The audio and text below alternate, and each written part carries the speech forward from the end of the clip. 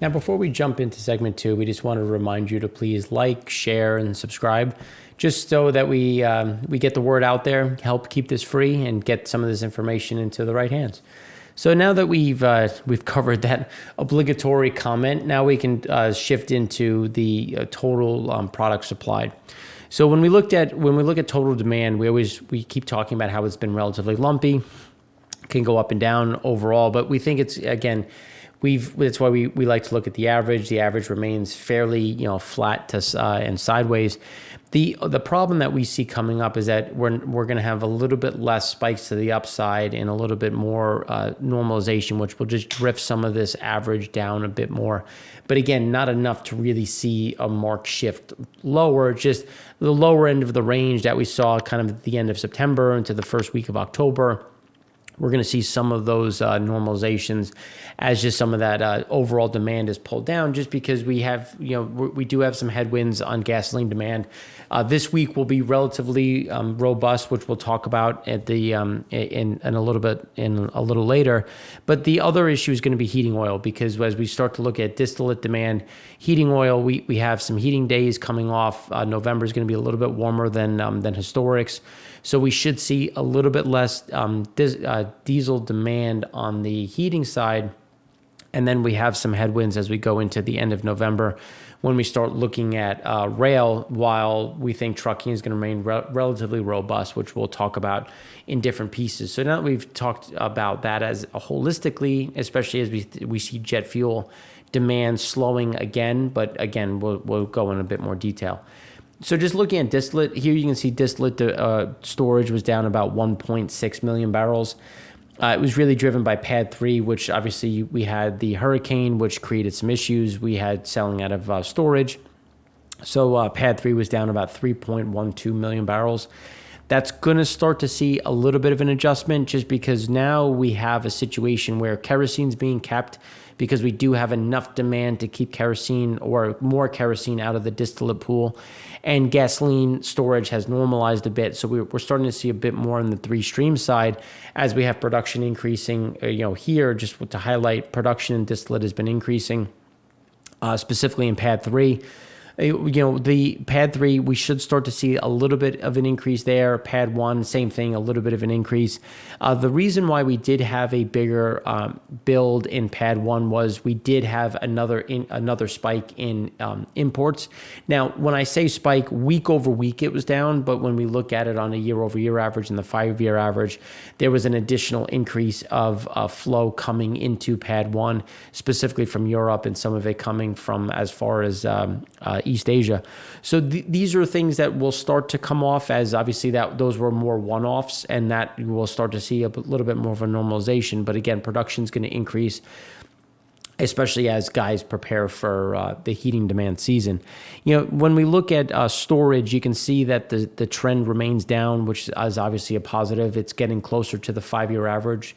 When we look at the distillate stock, you can see it's about 23 million barrels over the 5-year, which is getting closer. And over the year, it's down about, it's still over 36 million or so.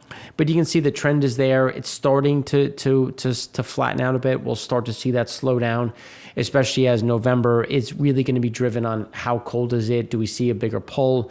And that's something that we are starting to see some data that's going to say that we're not going to see that kind of demand over the next few weeks. Which is why when we start to look at demand levels, as we said, we were going to fall back towards that 30-year average, which if you look over time, it really is kind of that pull point. And the reason why we say that is because, again, rail is going to slow. We have heating oil that's going to be fairly flat to down. Trucking will remain strong, which is what we're going to talk about in the next part. But the bigger issue also is going to be a slowdown in exports. So when we look at the export market, it remains crowded. The lockdowns in Europe are only intensifying, which is going to slow down some of the demand going over there. The other benefit, though, is diesel refining margins may close over $10 for the first time since August. And it's really being driven based on the ultra-low sulfur diesel. which is just looking at over crude. So again, that is also going to pull and get refiners to start creating and producing more diesel and distillate, which again will start to, based on where we see demand going over the next few weeks, will start to again go into storage overall. So now when we look at trucking, as we've said, our confidence range was at 95 to 105 level when we look at that market demand index, and we're right back to that the top of the range of about 104.85. Now, the reason why we think we're going to stay there is when you start looking at some of the different components like load availability, truck availability. We're starting to see a little bit of an increase in truck availability, but again, sideways. Load availability slowing down a little bit, and some of those rates are starting to come off a bit. Now, the reason why we're saying that is just because, I mean, obviously versus the historics, you can see that we're going to stay at this elevated level. We had a chart last week that showed that there was about a 10% increase in diesel miles, while we had about a 15% decline in gasoline miles. And it's something that we think is going to be fairly stable, especially as inventories have normalized a bit, but we do have a bit more hoarding when we start looking at groceries. And again, we'll talk about that when we go through the mobility data. But we're starting to see, not to the same level that we saw in February, March, and April, but we're starting to see a little bit more pickup in purchases, which is going to keep trucking supported. But again, it's going to be within this fairly tight range. But as you can see, just past the past few years, that tight range is still well above where we have been in previous years. Now, shifting a moment to rail, you can see that total car loads are still down this week, 7.3% versus 2019. But again, it all comes down to pieces, because coal continues to be the problem. It's down continuously week over week, year over year. The bigger issue that we're seeing overall is going to remain in coal, but we're starting to see some of those slowdowns in motor vehicle, non-metallic, and some of those metallic minerals, which, again, it's just because when we start looking at cars, manufacturing, production, people have made those purchases. We're starting to see some of the slowdowns that we've seen. Now, given we normally see them seasonally as we go into November, December, the less cars are purchased until we get some of those incentives into the end of December and into January. But again, it's just in terms of, where stimulus is going to go. Are we going to get any? That's going to be the bigger overhang. But grains remain strong. As we've been saying, we expected to stay over 20%. We came in at 23.9%. Week over, this week versus 2019. Now we're positive for the year on grains, and it's something that's going to continue. Now we are getting to the end of harvest, which is why we're starting this, because this has been a big driver for the support in rail. As we get past the harvest season, that will start to slow down. Now, it'll still remain elevated week over week, which will support the year to date. It's not going to be at the same robust level. We think it'll remain there for the next week or two and then start to come off a little bit. Now, the other side of it has been intermodal. So intermodal is up again. It was up 10.8% this week versus 2019, which brought total traffic up 2.1%. So even though car loads were down, intermodal units are up. That's something where when we look at, again, as we've talked about, rejuvenating the inventory, getting things from the coast, imports have fallen, exports have increased a little bit. That's something that's coming down. In the Econ show, we're going to talk a little bit about trade balance and what that means. But as we go through the end of November, again, intermodal, we think is going to be the bigger slowdown, especially as companies have the option for trucking, as long as rates have come down a little bit. Truck availability is becoming a bit more prevalent, which will pull some of those intermodals off of the rail. And then as we start to think about what is happening in the holiday season, how much inventory has to be moved, and that's why we think that intermodal is going to get a little bit weaker as we start to progress through November. Shifting now to the bottom, which is looking at the bar chart, you can see obviously grains, can't stop, won't stop. Exports remain strong. Harvest is coming to its completion, and intermodal, you can see, has been the biggest driver. It's just, while grains will remain robust, they'll start to slow down, and then intermodal will start to slow down with the others kind of maintaining some of those headwinds going forward, especially across the vehicle side and some of the larger equipment, which is going to be a total headwind to diesel demand going into rail. Now, shifting a minute into gasoline, We had a build of about 1.54 million barrels. That was something that we've been talking about, where we thought we were going to start to see a little bit of a surprise to the upside on gasoline, driven twofold. One, we do have a rise in COVID cases. Rising COVID cases is causing people to change their movements. Over the last 3 weeks, we have seen a pretty steady decline in total demand, which did revert this week, which we'll talk about in a second. But we did see about 1.5% week over week, in total, when we're looking at the last 3 weeks come off in demand, as we've had an increase in imports as well as a little bit of an increase in production. So just to kind of break that apart. So here you can see Pad 5 was the only one that registered a draw of about 1.3 million barrels. Again, that's something that's going to kind of ebb and flow. Pad 3 had an increase of about 1.7. That's something that we think there's going to be another increase in Pad 3. One of the benefits is the hurricane is now past. People that delayed getting some or filling up, they'll go fill up. And we obviously did have the election that happened on Monday and Tuesday. So when we start thinking about voting, people voted early, people that waited till Tuesday, and that's something that was registered through the weekend. So imports was one that we've been talking about, where a lot of the purchases that were made at the beginning of October are now starting to show up. The sailing times anywhere from 2 to 6 weeks, depending on where you're originating from, and slow steaming. So here's one where if you look at Pad 1, we had an increase of 172,000 barrels a day into Pad 1. That will continue through about the middle of November. Based on where the current spreads are, we will be down month over month on imports into Pad 1. But as we see additional slowdowns in total miles driven and demand within Europe, that will push down some of those margins, and that will send additional gasoline into the U.S. It'll just be a matter of timing. So at this point, we'll see pretty steady increases or stable imports into Pad 1 this week, next week, and then start to kind of pare back to that normal. But when we look at storage, you can see that we're on the 5-year average. We're still above the 5-year average. But when we look at this over the last 30 years, we're right back to the top of the range. And now, given where we think, in terms of where things are being made, what's being moved, we just think we go sideways. The production is going to be there, the imports are going to be there, and demand is going to be under pressure, which will kind of keep storage fairly flat. Now, we talked about demand overall, and again, calculated number. So we were expecting this week to be down. We think that we'll get a little bit of an increase this week and into next week. So it's just going to be a matter of how much. We continue to say that we thought we were going to see lower highs and lower lows. Here you can see where that bottom is. We've flatlined, and we'll have a little bit of an increase to about what we're assuming to be about 8.5 million barrels a day, but then right back down, just because there's really nothing to show any kind of steadiness that this is going to continue, especially as we have those COVID cases increasing in the Midwest and as we shift out into the East Coast. So that's something that's going to keep that trend heading in the wrong direction when we consider where we're going to be as we exit the year. Now, when we look at overall movements, it's important to appreciate it, because we've been talking about how we thought we were going to see COVID case increases. And it shouldn't surprise anyone that it happened in the Midwest and the North first, because they've already had below freezing weather. They've had inclement weather with snowstorms already, so they went indoors first.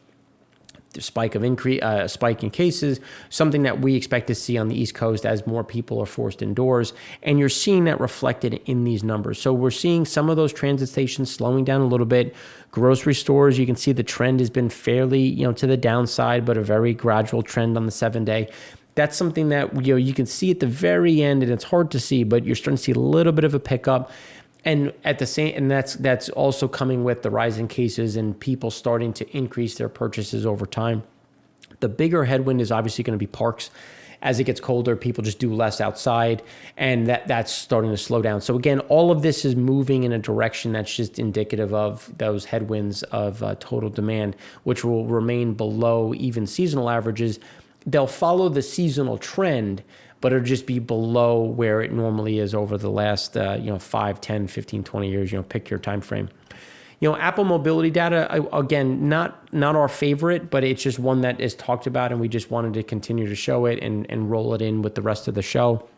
You can see that we had more marked moves down across the U.S., U.K., Germany, Italy. Now we're starting to see some of the stabilization. We'll go through some of the data that came out while we were filming, but you can see the trend remains to the downside. The problem is buy-in on lockdowns. We just don't have the same buy-in, so we're not going to see that marked shift to the downside that we saw in March and April. But we'll see kind of that gradual trend, and we'll probably start to balance out down. Let's call it 20% overall. U.S. is still positive, up 8%. That's something that we think is going to go negative. U.K. is at negative 5%, Germany negative 9%, Italy negative 25%. And the reason why we think those trends will continue to the downside, so when we shift to Italy traffic, Italy was down 27% year over year, down an additional 17.5% week over week. Spain is down 43% year over year, 25% week over week. France is down 27% year over year, down 13.2% week over week. And the UK is down another 2 points of being down about 27.6% versus last week. So again, this is just that factor that we're factoring in the lockdowns, the curfews. So the lockdowns have already happened in the UK. Greece is now jumping on board. And we're starting to see additional lockdowns overall. But again, that's now being factored in. So now when we project forward, we just think that we're going to see this flatlining, and the U.S. is going to start to gradually get worse as we have curfews that have happened in Massachusetts, specifically Boston. And when we look at what is the normal trend, we think that we're going to see additional commentary. Now that we're past the election, people, they don't have to go out. They're going to start to see some of those increases, and we'll start to see some of those pressure on overall demand. Now, when we look at total gasoline week over week, just to reiterate, for the first 2 days of the week, we're up about 3% from a week ago. And it was really driven. Sunday was up 1.4%, and yesterday was up 7.2%. Now, just to put it into context, just because the Gas Buddy data has always been so good at calculating and bringing it all together. So last week we were up a net of 0.12%. So again, 12 basis points. And we've been saying, like, over the last 3 weeks, we had that down move totaling over those 3 weeks about 1.5, 1.7%. With 50 basis points here, 60 basis points here. And that's why we think that we're just going to be within this confidence range. And when we look at Monday and you look at November 1st, you can see that we're right back to where we were at the beginning of October. Obviously, we had people rushing out to vote. We did have a big election. So now as that starts to abate, we'll start to see some of that come off, and we'll just remain where we think the trend is, which we saw last week and the week before, where we'll just kind of stay within this range. But again, shifting a little bit to the downside as we see those cases increasing. And the reason why is because the Midwest is really a big consumer of miles driven just based on the distance they have to go.